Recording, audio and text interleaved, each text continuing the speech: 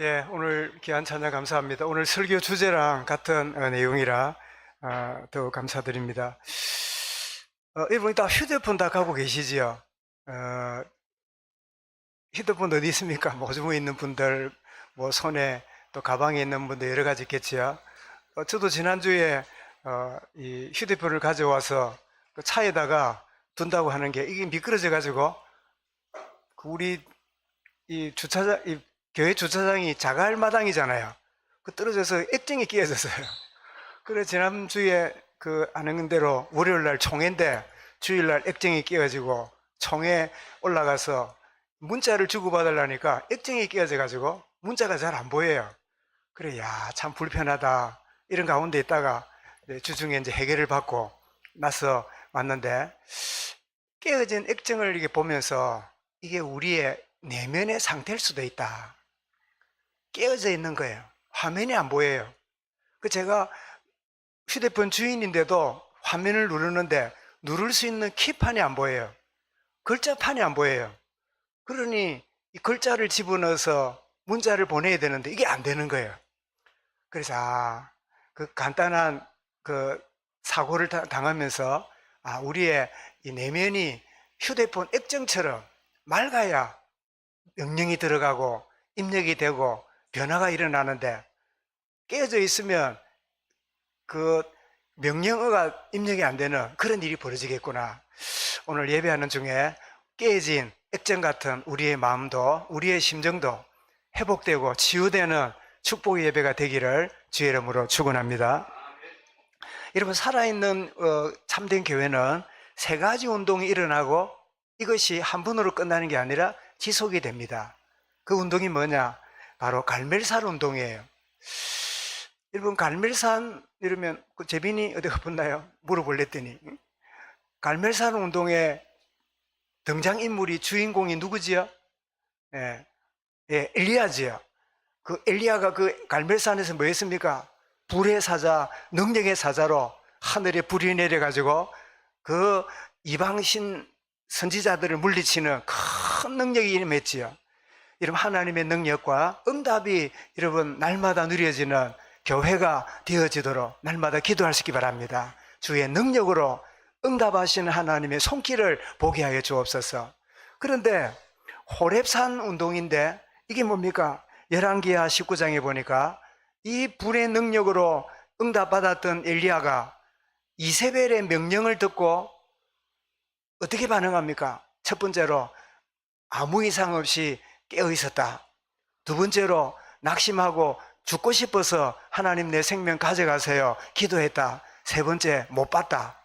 1번입니까? 2번입니까? 3번입니까? 2번이지요. 불의 사자, 능력의 사자인데 그 여자 이세벨이 엘리야를 죽이라는 선전포고를 듣고 그냥 죽고 싶어서 하나님 내가 죽고 싶습니다. 그만 내가 살고 싶습니다. 내가 더 이상 살기 원치 않습니다. 실패하고 낙심 중에 빠져 있는 거지요. 혹시 여러분 중에 모든 의욕이 상실되고 신앙생활도 의미도 없고 왜 살아야 되는지 막 짜증이 나고 아침에 눈 뜨는 게 막 그냥 물에 빠진 듯이 그냥 연약한 가운데 있고 혹시 그런 분이 있습니까? 이런 이들을 향해서 하나님 호렙산으로 엘리야를 불렀어요. 호렙산에 이 엘리야가 어떻게 갔습니까? 다시 물어보겠습니다. 1번 자전거 타고 갔다, 2번 콜택시 부르러 갔다, 3번 걸어갔다. 예? 뭐 어떻게 갔지요? 40일 동안 걸어갔어요. 또 물어봅니다. 걸어갈 때 상점에서 빵 사 먹으면서 갔다, 두 번째로 굶으면서 갔다, 세 번째로 까마귀 주는 물과 떡을 먹고 갔다. 몇 번이에요? 예? 까마귀가 주는 먹이를 먹었으니까 물어보겠습니다. 이런 까마귀가 매 끼니마다 갖다 주면 신날까요? 기분 나쁠까요? 예? 자존심 상할까요? 신날까요? 예, 한편 생각하면 감사하고 한편 생각하면 굉장히 자존심 상하겠지요. 불의 사자, 능력의 사자, 온 백성들이 칭찬받고 엘리야, 엘리야, 엘리야 그랬던 사람인데 누가 가져다 주느냐? 까마귀가 가져다 주는 그 떡을 먹고 지내니까 40일 동안 자존심이 얼마나 상했을까요? 물어보겠습니다. 이 자존심 상하는 걸 하나님이 그렇게 상하도록 만들었을까요? 하나님이 안 만들었을까요? 하나님이 자존심 상하도록 만들었어요. 오늘 주보 보시니까 무슨 느낌 납니까? 초면에 가을이구나 느끼시지요? 이거 같이 한번 읽어볼까요? 같이 글자가 있는데 읽어보겠습니다. 시작. 내가 아무것도 할 수 없어 주님 앞에 엎드릴 때 주님은 나를 위해 일하기 시작하신다. 여러분, 엘리야입니다. 그래서 40일 동안 자존심 상하고 힘이 없고 지쳐있는 가운데 호렙산에 갔어요. 가서 거기에 하나님이 불 가운데 임하실 줄 알고 막 잔뜩 긴장하고 있는데 하나님이 언제 임했지요?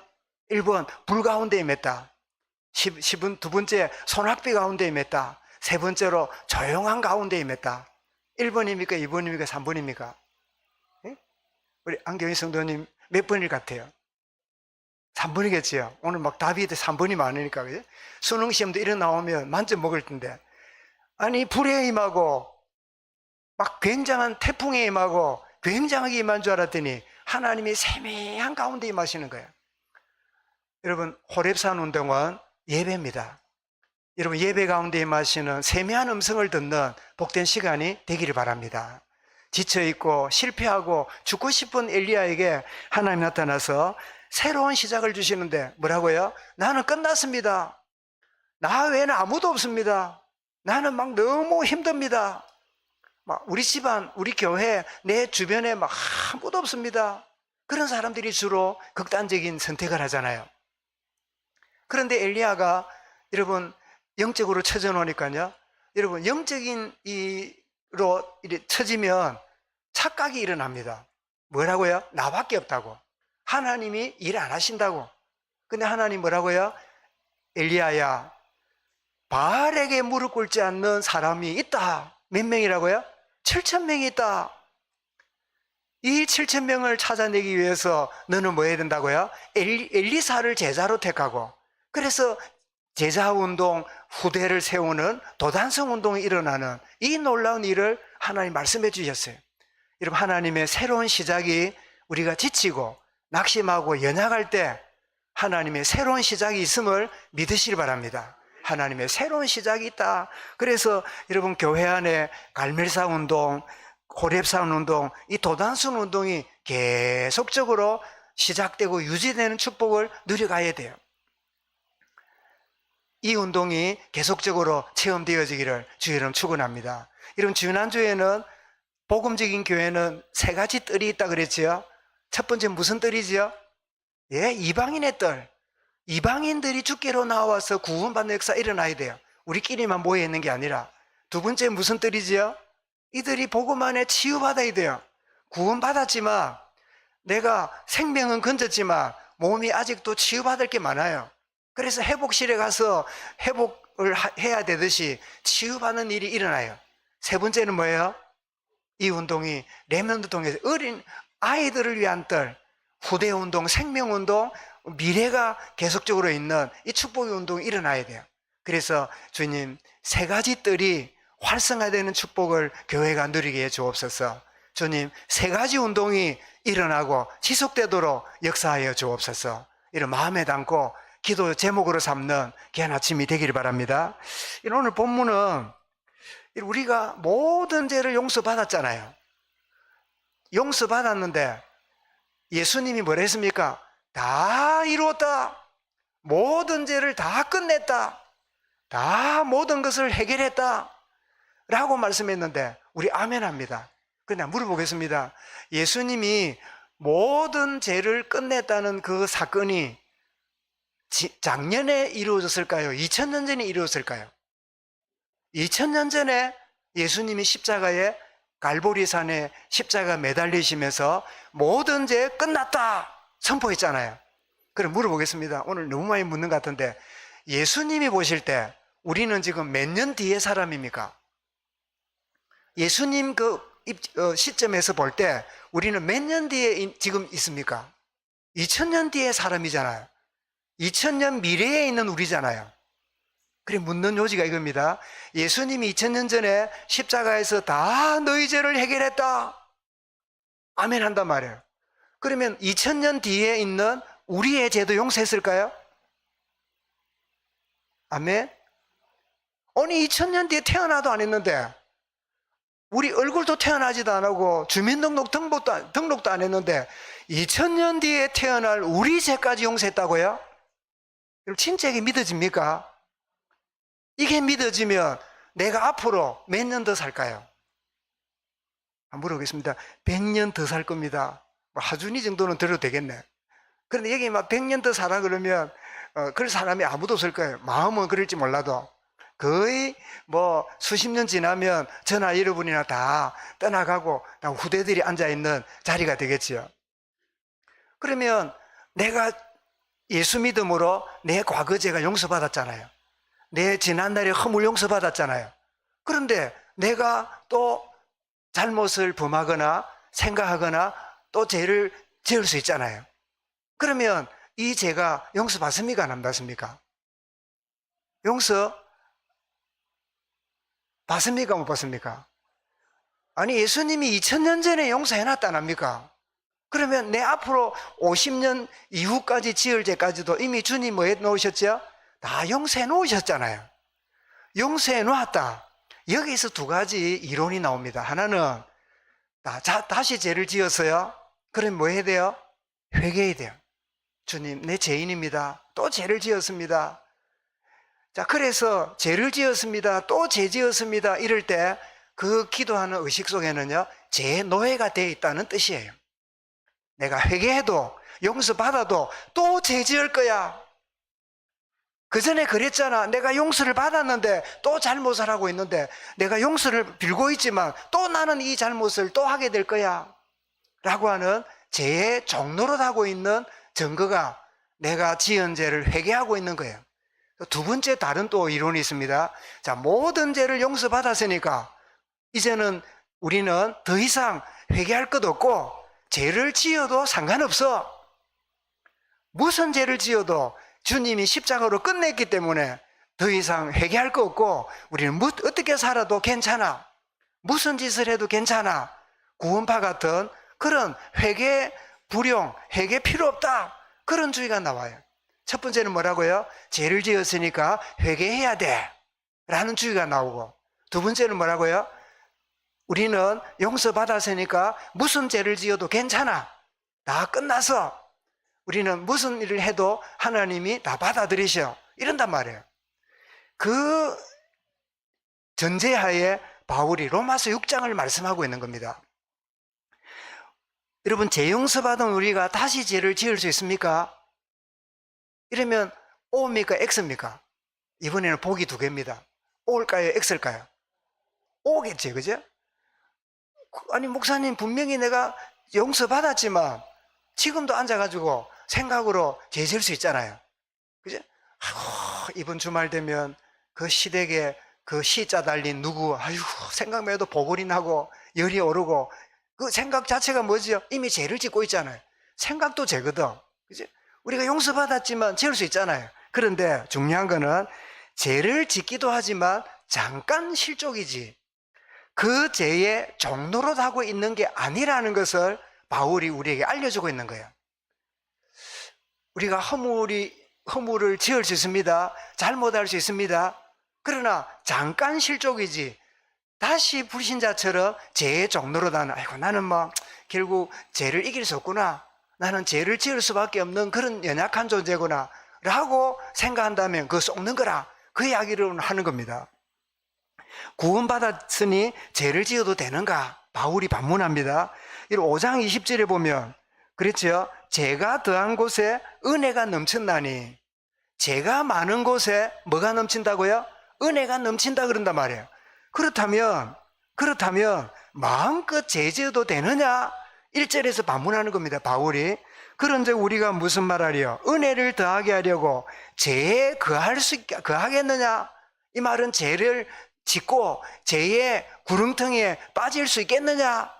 그렇게 반문하는 거예요. 그래 놓고 바울이 뭐라 그러죠? 뭐라 그럽니까? 그럴 수 없느니라. 이렇게 말하는데, 여러분, 우리가 마음껏 죄를 지어도 될까요? 그래서 베드로전서 2장 16절에서 너희는 자유가 있으나 그 자유로 악을 위해 쓰지 말고 오직 하나님의 종과 같이 행하라. 그래서 내가 자유했으니까 마음껏 제줘도 돼 라고 하는 그 생각들을 초대교회도 가졌던 것 같아요. 그래서 그럴 수 없다고 말합니다. 왜 그럴 수 없을까요? 2절에 말합니다. 뭐라고 말하지요? 그럴 수 없느니라. 왜 그럴 수 없을까요? 죄에 대하여 죽은 우리가 어찌 그 가운데 더 살리어? 뭐에 대해 죽었다고요? 죄에 대하여 죽었다는 거예요. 옛 사람이 그리스도와 함께 십자가에 못 박혔고 그리스도와 함께 새 사람으로 살아났다는 거예요. 그런 우리가 어떻게 다시 죄를 지을 수 있겠느냐? 그래도 죄를 짓는데, 그래도 죄를 지을 수 있는데, 이런 생각이 있지요? 계속 한번 나가보겠습니다. 자, 왜 그럴 수 없습니까? 우리는 그리스도의 죽으심과 합하여 죽었기 때문이죠. 그래서 바울은 갈라디아에서 2장 20절에 뭐라고 말합니까? 내가 그리스도와 함께 십자가에 못 박혔나니 이제 내가 사는 것은 내가 아니요. 뭐라고요? 그리스도가 내게 계신다. 물어보겠습니다. 여러분, 예수님이 나의 구주라는 걸 믿으십니까? 옛 사람이 죽었음을 믿습니까? 지금 사는 여러분은 누굽니까? 옛 사람입니까? 그리스도와 함께 살리심을 받은 새 사람입니까? 새 사람이지요. 그러면 죄를 내가 짓습니다. 옛 사람이 짓습니까? 새 사람이 짓습니까? 새 사람이 짓습니까? 예, 새 사람은 지을 수 없지요. 그런데 옛 사람의 흔적에 속는 거예요. 옛날에 죄 짓는 거기에 흔적에 또 속는 거예요. 여러분, 이런 경우 없습니까? 죄송합니다. 우리 김정기 권사님이 우리 이제 부군 입에 김봉장에 앉아 계시는데, 남편을 대하실 때 이제 늘 잘하시다가 이제 막 힘든 말을 하실 수 있잖아요. 그러면 마음속에, 내가 이래 말하면 안 되는데, 이래 말하면 안 되는데, 이런 생각을 하시겠지요. 그러다가 똑같은 김봉양 집사님이 착하지만 가끔 안 착한 일을 할 때 안 해야지 했다가 확 올라올 거야, 안 올까요? 안 봐도 삼척이지요. 올라오겠지요. 그러면 내가 안 질려 했는데 내가 또 안 할 말을 했단 말이에요. 여기 새 사람이 한 겁니까? 옛 사람이 한 겁니까? 여기 옛 사람이에요. 그죠? 옛 사람은 얼마든지 죄짓고 얼마든지 욕하고 얼마든지 실족할 수 있는 거예요. 그래서 우리는 뭐 깨닫습니까? 회개가 뭐죠? 내가 옛 사람에 쏘갔구나. 나는 그리스도와 함께 십자가에 못 박힌 새 사람인데, 요 깨닫는 게 뭐예요? 요게 회개예요. 내 행위를 가지고 여러분 고백해봐야 끊임없이 반복돼요. 우리 자신의 신분이 누군가를 깨닫는 거죠. 그래서 그리스도께서 살아나심으로 우리는 어디에요? 새 생명 가운데 내가 살게 되었다. 4절에 말씀하지요. 고린도서 5장 17절에 누구든지 그리스도 안에 있으면 뭐라고요? 새로운 피조물이니. 자, 새로운 피조물입니다. 누가요? 저와 여러분이. 그 다음에 뭐라고요? 이전 것은 뭐라고요? 지나갔으니 보라 새 것이 되었도다. 이전 게 뭘까요? 이게 옛사람이에요. 자, 옛사람이 지나갔다 했습니다. 죽었다고 했습니다. 이제는 새 사람으로 살아간다고 했습니다. 그래서 구원받았으니 죄를 지어도 되는가? 지을 수 없다. 그러면 구원받은 새 사람은 죄를 지을 수 없는데 문득문득 내가 죄를 짓거나 죄악된 말을 하게 되는 것은 옛 사람에 속아서 그런단 말이에요. 그러면 우리가 왜 구원받은 자가 죄를 안 짓게 되느냐 하면 바로 이겁니다. 나는 주님과 연합된 자예요. 여러분, 저와 여러분은 주님과 연합되었어요. 우리가 주님과 하나가 되었어요. 자, 주님과 연합된 것이 누려지는 만큼요, 죄로부터 자유하게 됩니다. 왜 죄를 짓느냐? 주님과 분리돼서 그래요. 어떤 때는 주를 찾다가 어떤 때는 내가 주라. 내가 주님이라. 주님을 주인으로 찾다가 어떤 상황이 되면요, 내가 주인이 돼버려요. 그 내가 주인 된다는 말은 뭐지요? 옛 사람에게 속는 거예요. 주님과 연합되었다. 우리는 부활하신 예수 그리스도와 함께 연합이 되었는데, 바울은 이 개념을 그리스도와 함께 세례를 받고, 이 세례라는 의미를 씁니다. 이런 우리 장로교는 세례를 주잖아요. 근데 침례교는 뭘 줍니까? 침례를 주지요. 여러분, 세례하고 침례 차이가 뭡니까? 예, 세례는 물을 뿌리는 거고 침례는 사람을 물에 잠그는 거지요. 완전히 잠궜다가 올라오는 거지요. 그래서 세례가 오느냐 침례가 오느냐라고 해가지고 다투기도 하지만 그러나 중요하지 않습니다. 바울이 뭐랬지요? 할례도 무할례도 그리스도를 믿으면 그거 아무 소용없다는 것처럼 세례 받았냐 침례 받았냐 예수 안 믿으면 소용없어요. 그러나 진짜 예수님이 나의 구주라고 믿는다면 침례도 좋고 세례도 좋아요. 그래서 이 세례와 침례를 이렇게 행하고 하는데 재밌는 일은 여러분 필리핀은 가톨릭 국가거든요. 가톨릭이 강한 나라가 필리핀이에요. 그래서 필리핀에 우리 선교사들이 저희 교회에서도 후원합니다만은 선교사들이 가서 예수 믿고 이제 교육 받아가지고 세례 받을 때 되면요 세례를 주지 못해요. 세례를 주면 천주교인으로 이해해요. 그래서 필리핀에는 세례를 주는데 어디를 갈까요? 교인들을 데리고 강에 가요. 강에 가서 침례를 줘요. 그런데 침례 주노라 안 하고 세례를 주노라 하면서 사람을 물에 집어넣었다가 빼내요. 그래 물었습니다. 아니 왜 침례교가 아닌데 장로교인데 왜 세례를 안 주고 침례를 주느냐 이러니까 선교사 답했어요. 목사님 이 필리핀은 천주교 문화이기 때문에 천주교에서는 영세례 해가지고 물을 뿌리는 걸 주니까 그 천주교가 하는 식으로 주면 이 사람들이 이상하게 생각한다는. 그래서 어쩔 수 없이 세례를 주노라 하면서 그 사람을 물에 가서 빠뜨려 놓고 한다는 거예요. 이해가 되시지요? 그래서 그런 경우에는 침례냐 세례냐 중요한 게 아님을 알게 되는데 그 문화 자체가 오해가 되니까 그리 한다는 거죠. 이제 주님과 연합된 것이 세례인데 세례가 뭐라고요? 물에 들어갔다가 나올 때 물에 들어가는 자체가 뭐죠? 옛 사람이 죽었다는 거예요. 내가 옛 사람이 죽었다는 거예요. 그리고 이제는 물 바깥으로 나올 때 뭐지요? 내가 새 생명 얻었다는 거예요. 세례가 그거를 보여준다고 바울은 설명하는 겁니다. 그래서 이제는 내가 아니라 내 안에서 예수의 생명이 드러나게 되었다는 거예요. 내가 사는 게 아닙니다. 내 속에 부활하신 주님이 나를 통하여 새 생명이 드러나게 하시는 이것이 바로 우리의 진짜 정체성입니다. 진짜 납니다. 그게 여러분 어떻게 나오죠? 고린도서 4장 10절에 보면 우리가 항상 예수의 죽음을 몸에 짊어지면 이 말은 나의 옛사람이 죽으면 예수의 생명이 또한 우리 몸에 나타나게 하려 함이라. 예수의 생명이 우리에게 나타나는 게 우리의 삶이에요. 예수 믿는 게 뭐지요? 교회 다니는 게 아닙니다. 예수 믿는 게 뭐지요? 예수 믿고 죽으면 천국 가는 정도가 아닙니다. 그 예수님이 나를 통하여 자기를 드러내고 있는 게 그게 예수 믿는 거예요. 예수 생명이 드러나는 거예요. 그래서 여러분 내가 침묵하고 있어도요 내 주변 사람들은 예수 생명이 드러나고 있는 나를 사람들은 느낍니다. 이 사람은 뭔가 다른 게 있다. 저 사람 이상하다. 나보다 직급도 낮고 나보다 훨씬 더 실력도 없고 나보다 훨씬 더 세상적으로 좋은 게 없는데도 그 뭐가 있어요. 요셉이 노예로 갔습니다. 요셉이 제수로 갔습니다. 노예로 가서 나 하나님 믿는다고, 나 야곱의 아들이라고, 아브라함의 내가 손자라고 떠들고 다녔을까요? 전혀 없었어요. 노예는 노예 일만 해야 돼요. 제수는 제수 일을 해야 돼요. 그런데 사람들은 알았어요. 그 노예를 부리는 보디발의 아내가 요셉을 보니까 요셉이 이상해요. 뭐가 이상했을까요? 여호와께서 그와 함께 하심이 느껴졌어요.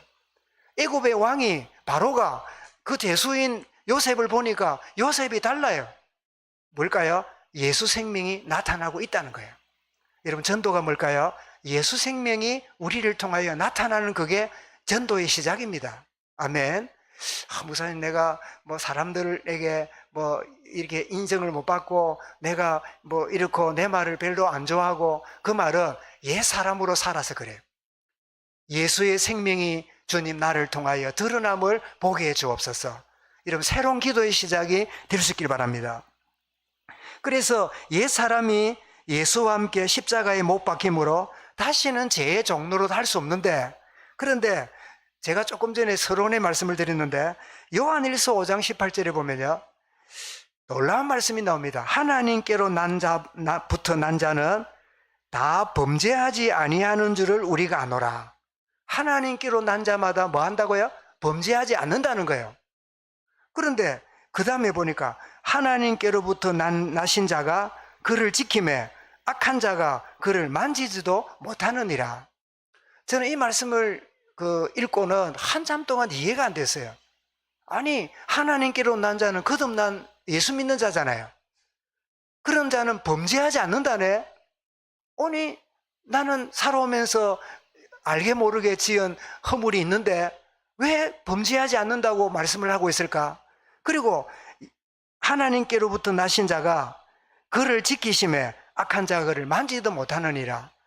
제가 묵상하는 중에 깨달음을 주셨어요. 하나님께로 난 자마다 범죄하지 않는데 말은요, 그 죄에 계속 머무르지 않는다 그 뜻이에요.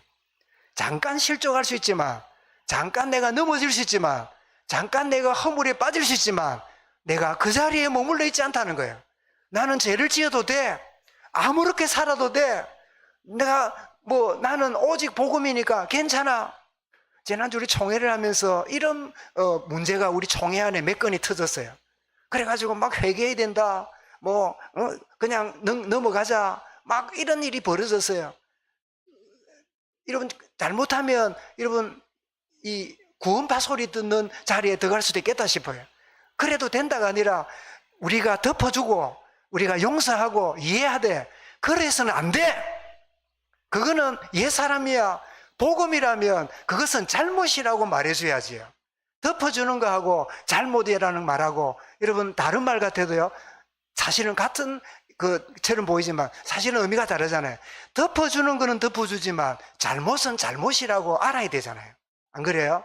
여러분, 제가 뭘 실수하고 내가 교회 앞에 부득했을 때 여러분, 목사님이니까 이해하고 넘어가자, 그까지는 좋아요. 그런데 아니다, 목사님 저거는 잘못된 거다, 저거는 결코 하나님 바른 게 아니다, 목사님이 회개하도록 기도하자, 이렇게 하면서 허물을 덮어주자 이래 말해야지. 괜찮아 지나가도 돼 이렇게 말한다면 뭐예요? 죄를 그냥 방조하는 그런 자가 되잖아요. 그죠? 우리가 죄의 종로로 달 수 없는 이유는 주님이 나와 함께 계시는 옛사람이 예수와 함께 십자가에 못 박혔고, 다시는 잠깐 죄를 지을지 몰라도 계속 죄의 종로로 달 수는 없다는 뜻이에요. 아멘. 구원받았으니 죄 지을 수 없다, 맞습니다.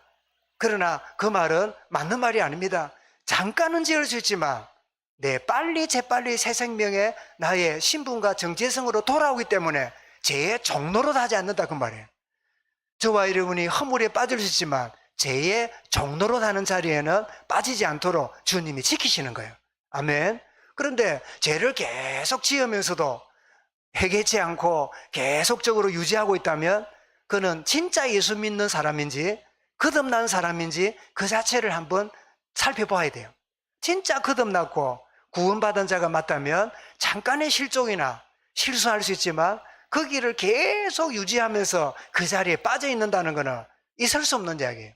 그는 여러분 진리를 파괴시키는 그런 모습을 보게 되지요. 그래서 이제는 죄에 벗어나서 죄를 짓는 내 삶이 아니라 의를 행하는 인생으로 내 인생이 바뀌어졌어요. 죄 짓는 수동적인 인생이 아니라 의를 행하는 자로 바뀌어진 거예요. 그래서 여러분, 혹시 그런 고민 안 해봤습니까? 믿음이 연약할 때는요, 죄 지을까봐 조심조심 살았어요. 죄 지을까봐 늘 두려움으로 살았어요.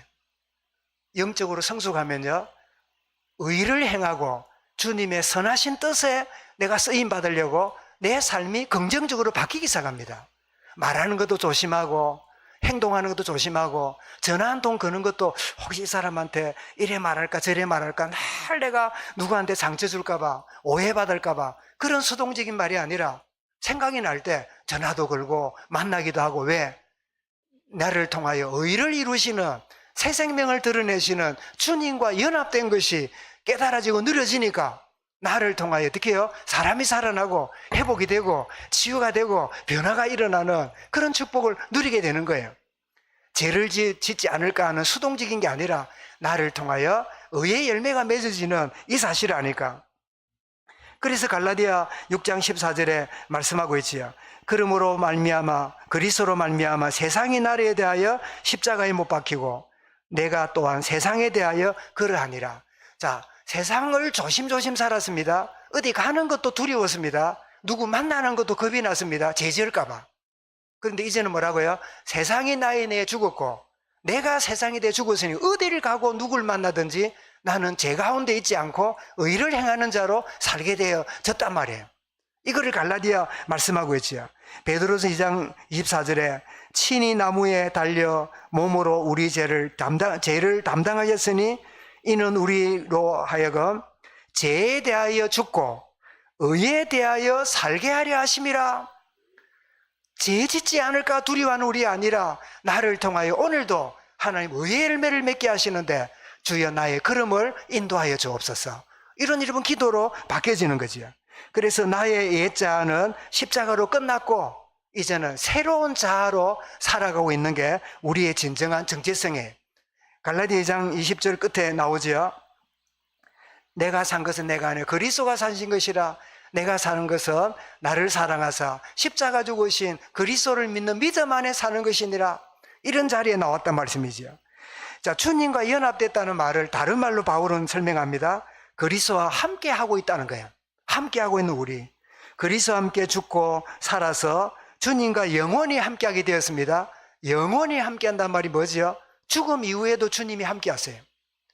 여러분, 우리는 죽으면 가족이나 지인이나 모든 걸 다 떠나가야 됩니다. 그러나 죽음도 주님과 함께함을 자를 수 없어요. 주님이 우리와 함께하면 영원하기 때문에. 마태복음 28장 1절 뭐라고요? 내가 세상 끝날까지 너희와 항상 함께 있으리라. 여러분, 이 말은 세상이 끝나도 내가 너와 함께한다, 이런 의미예요. 이 관계는 우리가 육신적인 죽음을 맞이할지라도 변함이 없습니다. 여러분, 시편 기자는 이렇게 고백하지요. 시편 48편 14절에 하나님은 영원히 우리 하나님이시니 그가 우리를 죽을 때까지 인도하시리로다. 여러분, 주님이 우리와 연합되었고 주님이 우리와 함께 하는데 죽음이 끊을 수 없는 함께 하시는 축복을 주신단 말이죠. 그래서 그 주님과 함께 함으로 죄의 주장, 죄의 지배를 당하는 우리가 아니라 은혜의 지배를 받으면서 살아가는 자가 누구예요? 저와 여러분이에요. 14절에서 말씀하지요. 그리스도와 함께 함으로 죄에 해방되었고 의의 종이 되었으니까. 이런 물어보겠습니다. 여러분, 종이란 말은 내 의지와 상관없이 그 주인이 시키는 대로 끌려가는 게 종이잖아요. 우리는 지난날에 내 의지와 상관없이 죄의 주인이 되어서 끌려다녔어요. 그런데 이제는 그리스도와 함께 했기 때문에 누구의 종이에요? 의의 종이 되었어요. 그래서 죄 짓는 것은 관심이 없고 하나님의 거룩한 일에 나는 끌려가는 자유함을 누리는 그런 자가 된 거예요. 죄의 종이 아니라 의의 종이 되었다. 그래서 요한은 요한일서 1장 7절에 어둠이 아니라 우리는 빛 가운데 거한다. 빛 가운데 거하는 자가 되었다 하는 말씀을 우리에게 하고 있는데, 여러분, 그래서 오늘 말씀의 제목이 우리는 성령으로 행하는 자가 되었음을 말씀하는데요. 성령으로 행하는 자는 어떤 자일까요? 첫 번째는 이전에 나는 죄 아래 있었음을 인정하는 자가 성령으로 행하는 자의 출발입니다. 아멘. 나는 죄인으로 살았다. 그게 로마서 3장 9절 10절에 나오는 말씀이죠. 같이 한번 읽어보겠습니다. 화면을 보시고 읽겠습니다. 시작. 그러면 어찌하냐? 우리는 나으냐? 그럴 거 아니라 유대인이나 헬라인이나 대양에 있다고 우리가 이미 선언하였느니라. 그래 10절에 뭐라고요? 기록된 바 의인은 없나니 하나도 없으며. 여러분, 예수 믿으라고 말할 때 사람들의 반응 중에 하나가 뭐냐? 나는 죄 없어. 나는 내가 무슨 죄를 지었는데 왜 교회 가면 죄인이라 그래? 나는 죄 없어. 나 어릴 때부터 모범상 선행상 받았어. 이러면서 예수를 부정해요. 왜요? 예수님이 내 죄를 위하여 십자가에 죽었고 당신을 위하여 십자가에 죽었습니다. 이게는요 굉장히 자존이 상해요. 그런데 구원받는 자가 누구예요? 나는 죄인입니다. 나는 의롭지 못합니다. 이게 성령으로 행하는 자의 첫 번째 출발이에요. 나는 제 가운데 살았다. 바울도 자기는 어렵다 생각했어요. 근데 바울이 흉악한 죄인임을 알고 아무도 의로운 사람이었고 제 가운데 있다. 그렇게 말하고, 두 번째입니다. 성령으로 행하는 사람은 두 번째는 뭡니까? 옛 사람이 그리스도와 함께 십자가에 죽었고 의롭다 하심을 얻게 되었다. 죄인이었던 내가 예수의 십자가로 의로운 자가 하나님의 백성이 되는 축복 속에 들어왔다. 이게 성령으로 행하는 자의 두 번째 단계예요. 로마서를 다시 23절, 24절 읽어보겠습니다. 시작. 모든 사람이 죄를 범하였음에 하나님의 영광에 이르지 못하더니, 24절입니다.